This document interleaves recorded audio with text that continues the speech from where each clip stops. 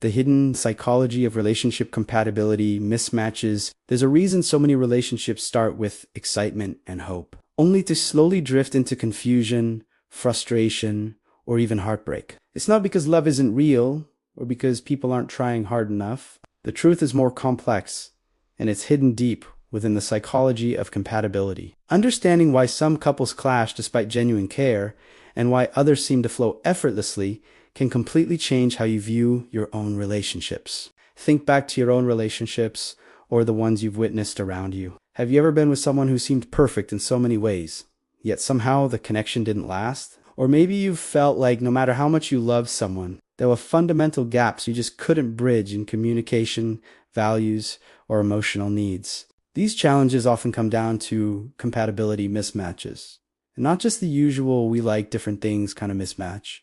It goes deeper than hobbies or interests. Compatibility lives in the invisible currents of our nervous systems, our early experiences, and the mental maps we carry of how love and connection should feel. From the moment we are born, we start internalizing how relationships work. Our first bonds, usually with parents or caregivers, teach us about safety, trust, and love. These early attachments create what psychologists call internal working models, unconscious blueprints of what to expect from relationships. They influence how we perceive others, how we react emotionally, and what kind of partners we attract. If your early environment was consistent, nurturing, and responsive, you likely developed a model where love feels safe, predictable, and sustaining. But if you experienced inconsistency, neglect, or emotional unavailability, your brain learned a different script, one where love might feel confusing, conditional, or even threatening. Now imagine two people coming together,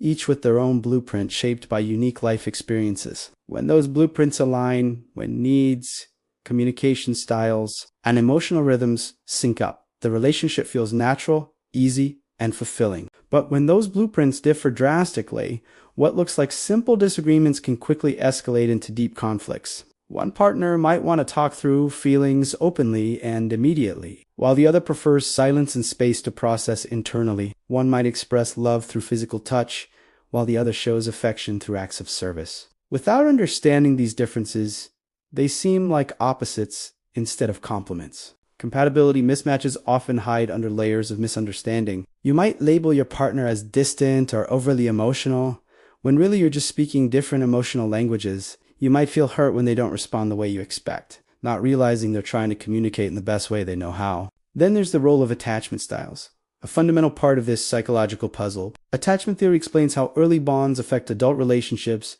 categorizing patterns into secure, anxious, avoidant, and disorganized styles. If one partner is anxious, craving closeness and reassurance, and the other avoidant, valuing independence and emotional distance, their needs will naturally conflict. The anxious partner might feel rejected and fearful when the avoidant partner needs space, while the avoidant partner might feel overwhelmed and pressured by the anxious partner's need for connection. This push-pull dynamic creates what feels like a compatibility mismatch, but it's actually two nervous systems trying to protect themselves from being hurt in different ways. What's tricky is that these patterns are unconscious. Neither partner is wrong or bad. They're simply responding from deeply ingrained survival mechanisms formed in childhood. But without awareness, the resulting tension can feel insurmountable, leading to repeated fights, withdrawal, or emotional shutdown. So how do you know if a compatibility mismatch is something you can work through or a sign that the relationship isn't right? The first step is begin by examining your own emotional patterns and needs.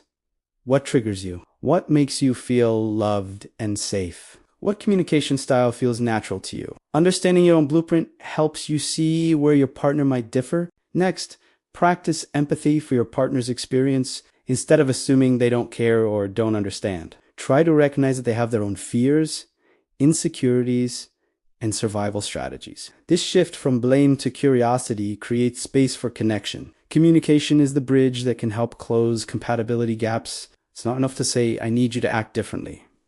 Instead, share your needs openly and invite your partner to do the same. Use I statements to express how certain behaviors make you feel and ask questions to understand their perspective. Flexibility is also key. Compatibility doesn't mean being exactly alike. It means being willing to adapt, negotiate, and create shared meaning. This might mean agreeing on ways to show love that work for both, or developing new rituals that honor each person's style. But sometimes, compatibility mismatches point to deeper differences, core values, life goals, or emotional availability that can't be bridged by communication alone. Recognizing this is not failure. It's better to acknowledge fundamental incompatibility than to stay in a relationship that drains your energy, erodes your self-worth, or blocks your growth. Remember, no relationship is perfect.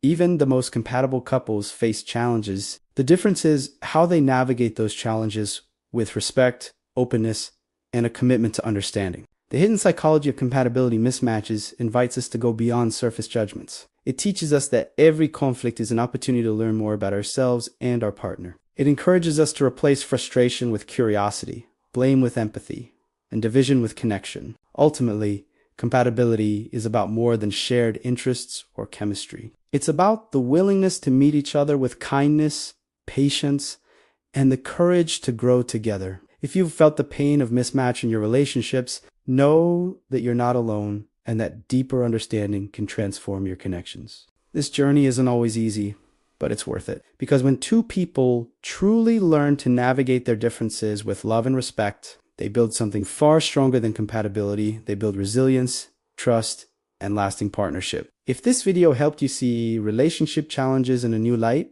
stick around for more. We'll explore how to heal attachment wounds, communicate effectively, and create love that lasts